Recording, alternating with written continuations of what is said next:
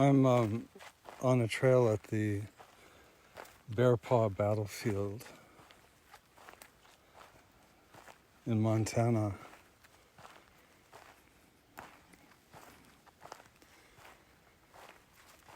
And I can't even begin to speak with any authority about anything to do with the Nez Perce.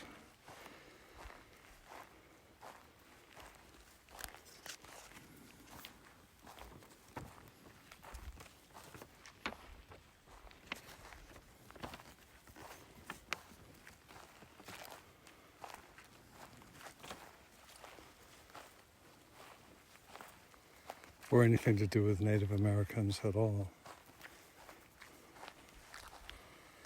But I can tell you that it's deeply moving to be at this place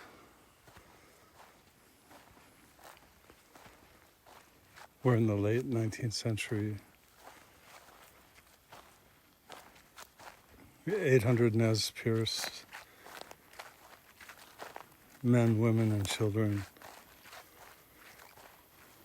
were gathered for protection.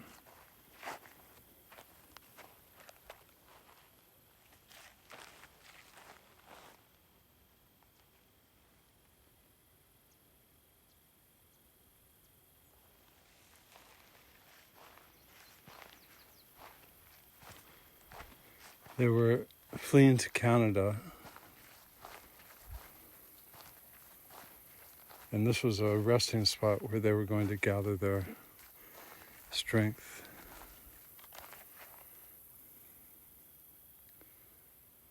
It's a very hot day, and I just felt a sharp coolness,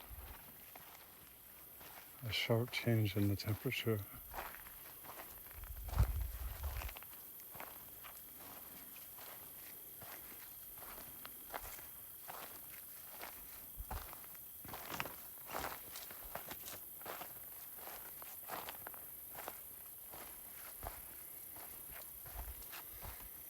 This is a national monument now.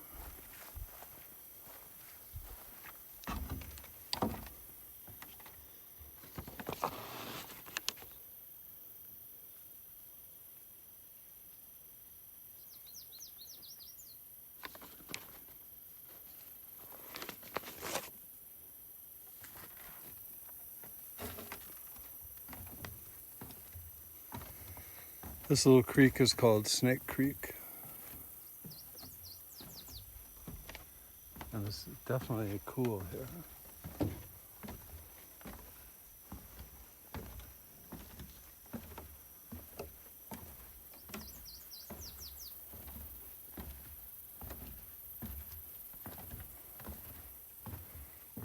So the Nez Perce were going to hunt buffalo and get meat and hides. It was September. They were heading to Canada, where it was winter.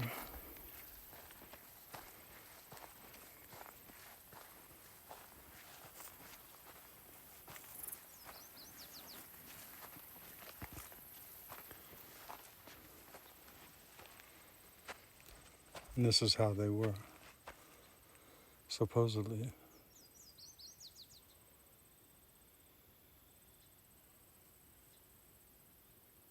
They expected no trouble because they were fleeing the country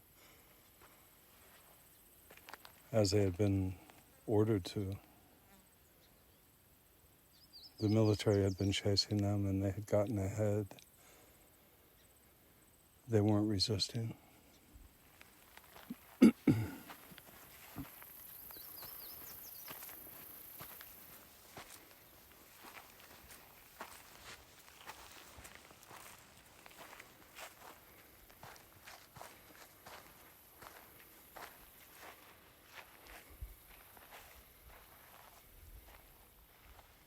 They felt safe.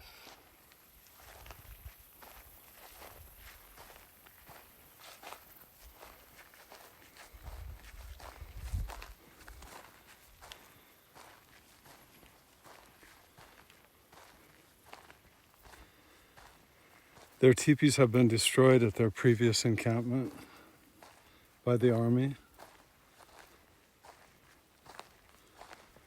Two of their sages expressed fear that they had visions of an attack that was to come.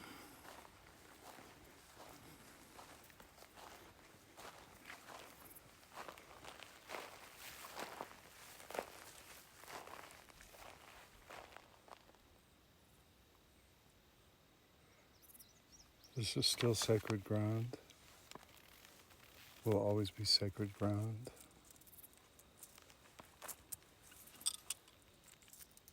I pray that my offering will be accepted.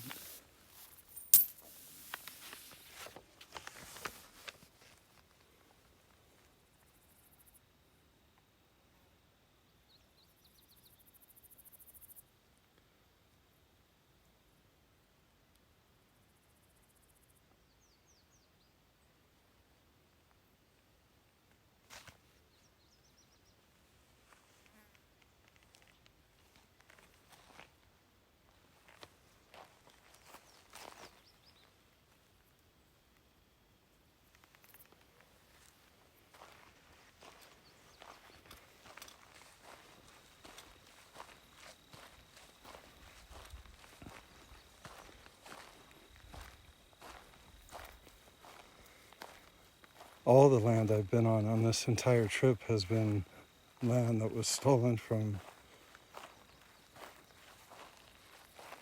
others.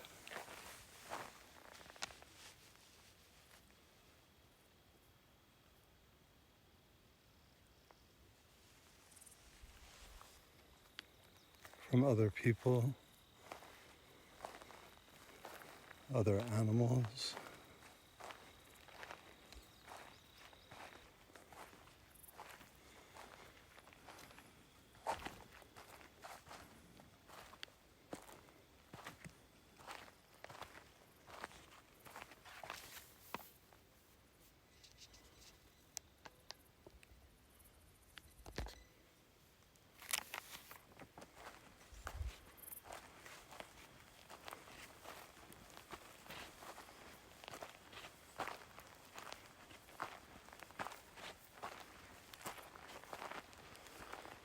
Most of the Native American communities I've encountered have been closed.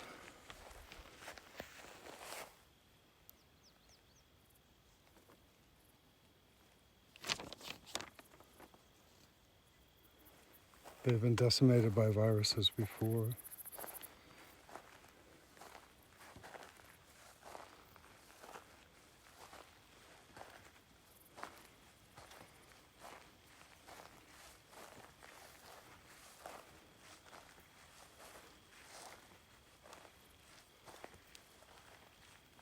So on the morning of September 30th, 2 scouts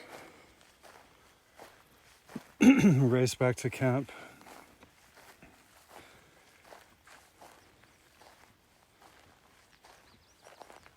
They said there were stampeding buffaloes and stampeding soldiers.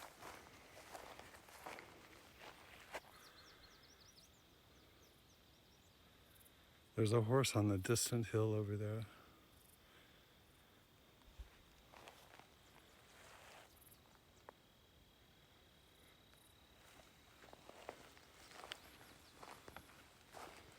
Children were playing, throwing mud balls, hitting them with sticks. One witness said, "I looked up and I saw a spotted horse, a Cheyenne warrior wearing a war bonnet, come to the bluff above me.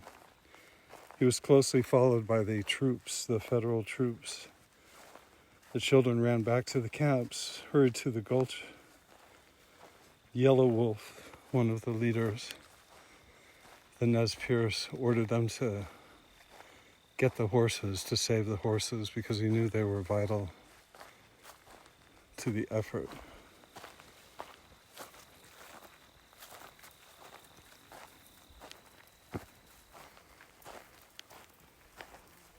If they were going to make it to Canada, they had to have their horses. They weren't prepared to fight. They were prepared to gather strength and escape.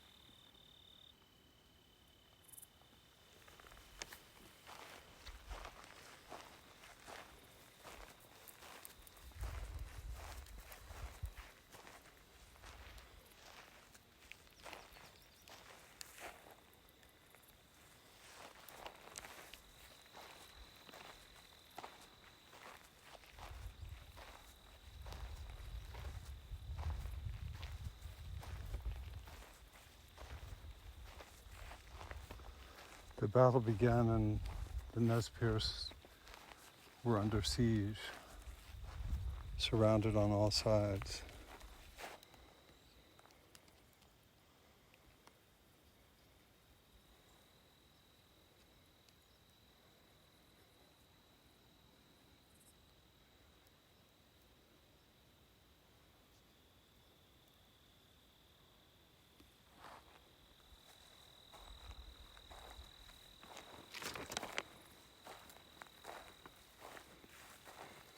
They remained under siege for 4 days.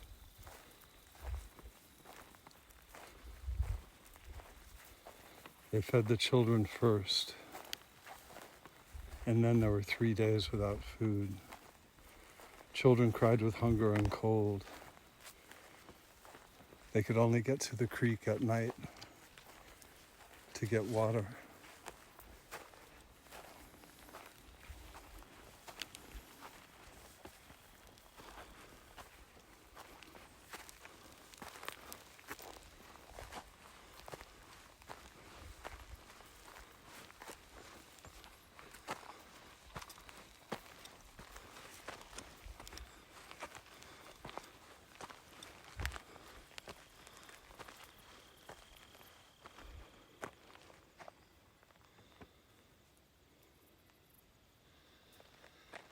So the U.S. Army and their collaborators, the Cheyenne, were able to scatter the Nez Perce horses.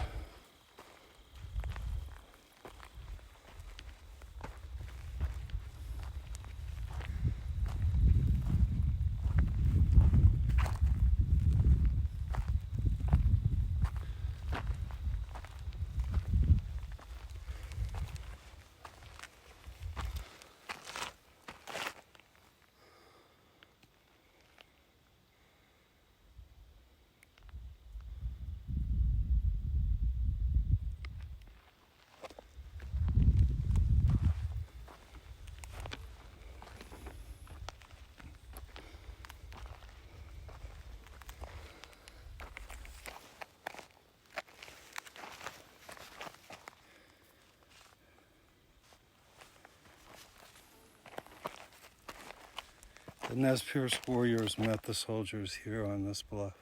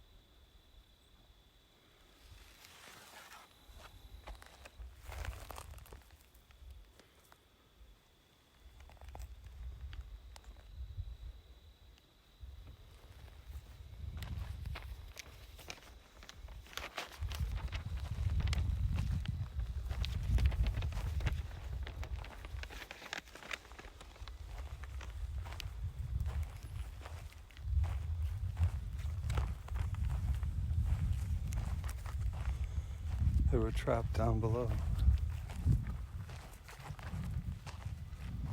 They were surrounded from the hills.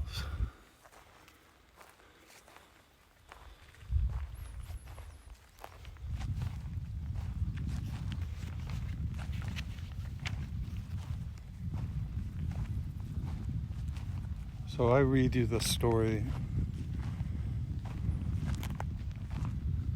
and I feel deeply, deeply in my heart that so much wrong was done, so much murder was committed, genocide.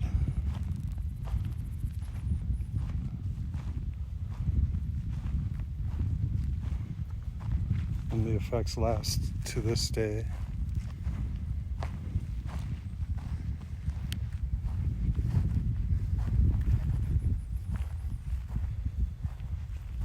feel deep regret.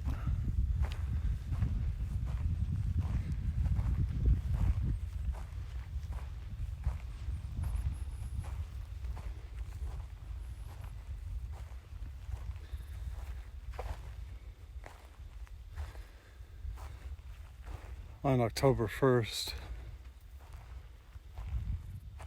Chief Joseph of the Nez Perce met Colonel Miles of the Army to negotiate peace. As the meeting ended, Joseph turned to leave, and Miles called him back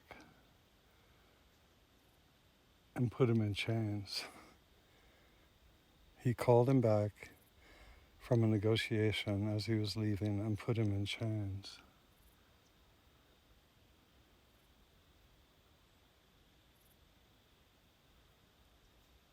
Shortly after that, the Nez Perce captured a Lieutenant Lovell Jerome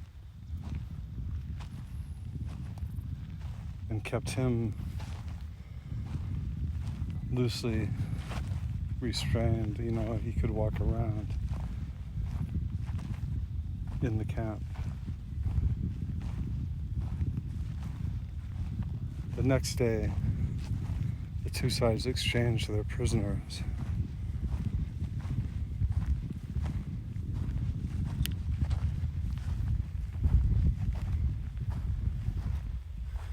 There's a very large mule deer over there,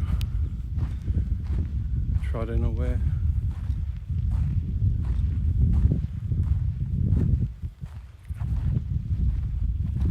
Very well camouflaged, that deer.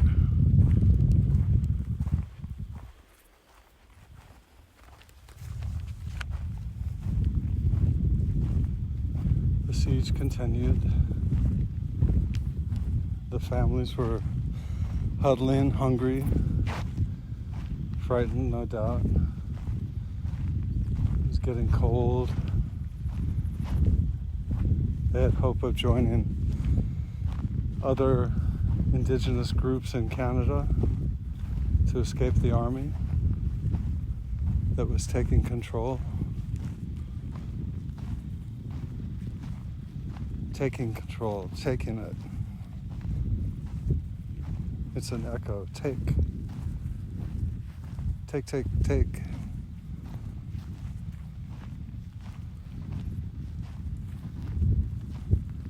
I can see why we Europeans wanted this land, of course.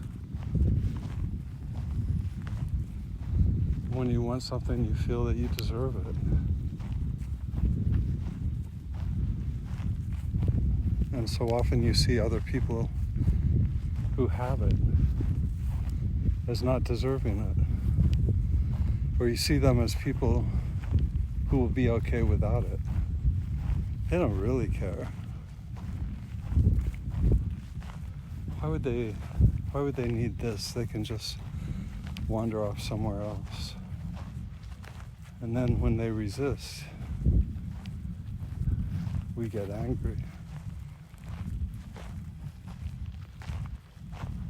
We fight.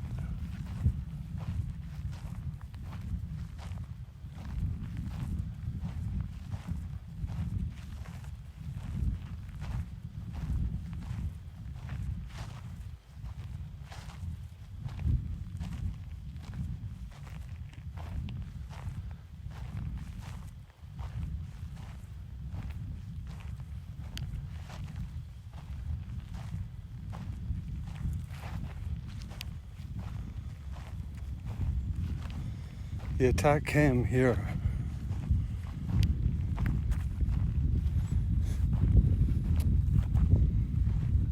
The soldiers felt they had the element of surprise. It was evening.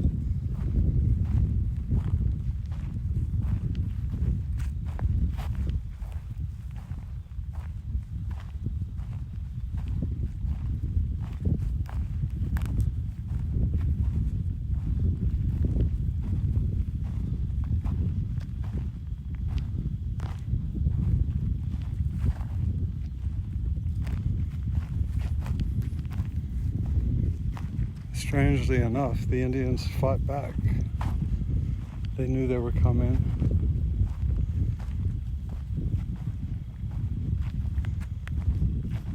A number of soldiers were wounded or killed.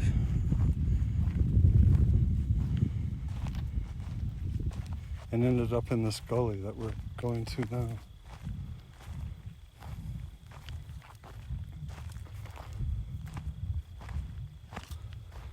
Imagine the feeling, the horror. Both the Indians and the army soldiers described appalling horror, feeling that they had never seen anything like what happened, had never seen bloodshed, had never seen death, dead horses, dead soldiers, dead Nez Perce, dead children, blood, maimed bodies.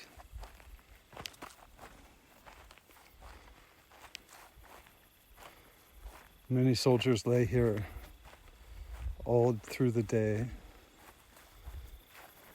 and into the night. The army soldiers. Wait. It's so cool right here. It's like stepping into a refrigerator. It's the creek and the water. The shift in temperature is so startling. Wet. Beautiful. The soldiers must have appreciated this as they lay bleeding to death.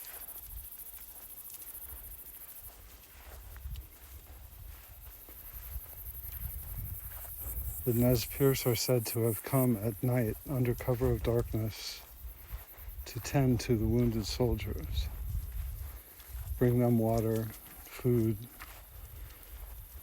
and try to dress their wounds.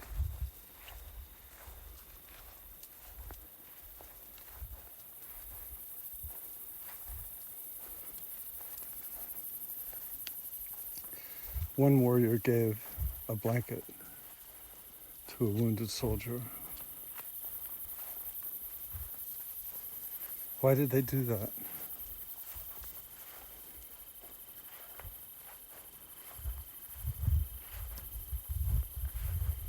That level of compassion is so beyond what's happening now in our society.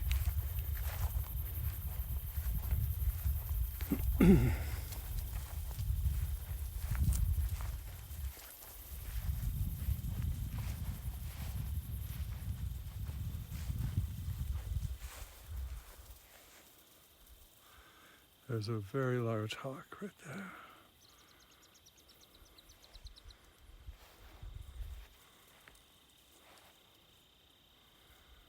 As you know, I always see those as good omens. Hello, hello, hello. Oh, you know what?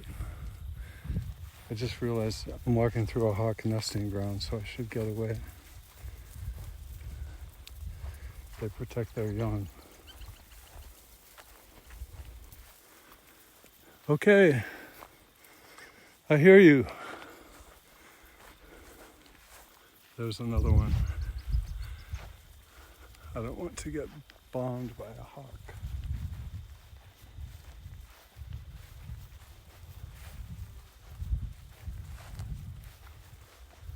They nest in the grass here.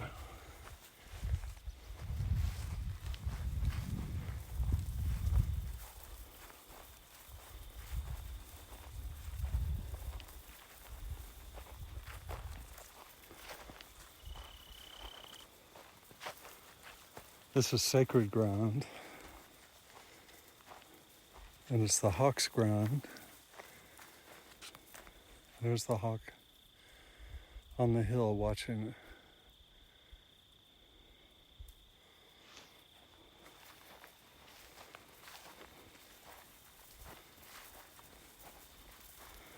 So the army regrouped, and they kept fighting on the bluff overlooking the camp.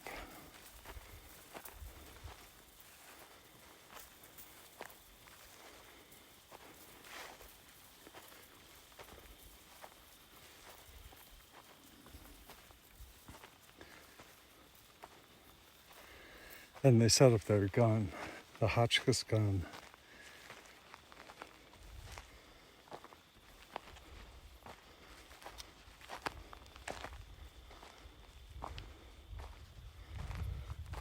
The Hotchkiss gun proved too much.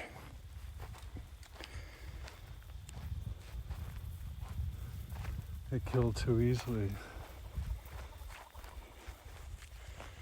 Is that a grouse? On October 5th, I believe that's 6 days after the assault began, Whitebird and Joseph, the two remaining leaders, hereditary leaders, met with the army to surrender. The army made promises, and Whitebird mistrusted them and refused to surrender. And with 30 others, he escaped to Canada that night.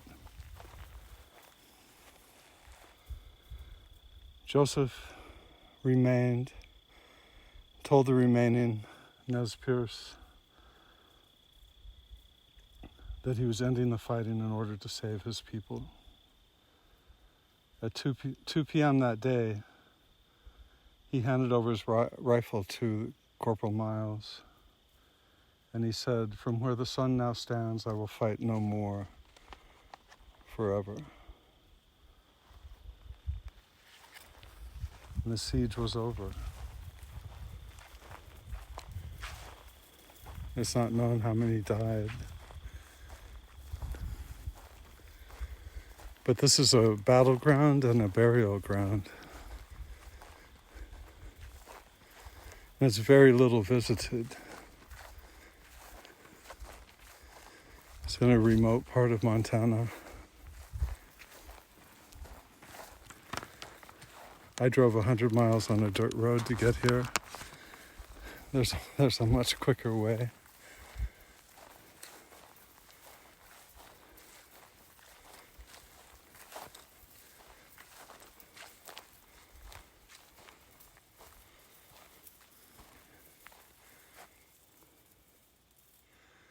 That hole in the ground over there, right there, is a mass grave of the U.S. soldiers that died. We can offer peace to those soldiers also.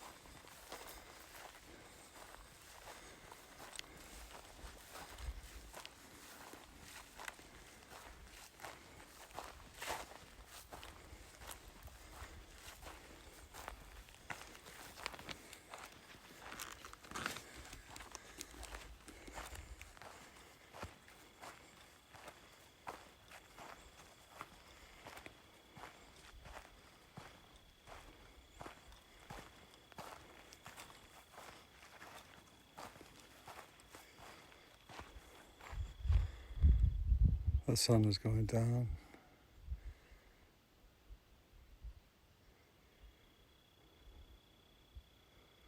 Bless all the people who died here, and I hope that their spirits help guide us forward in a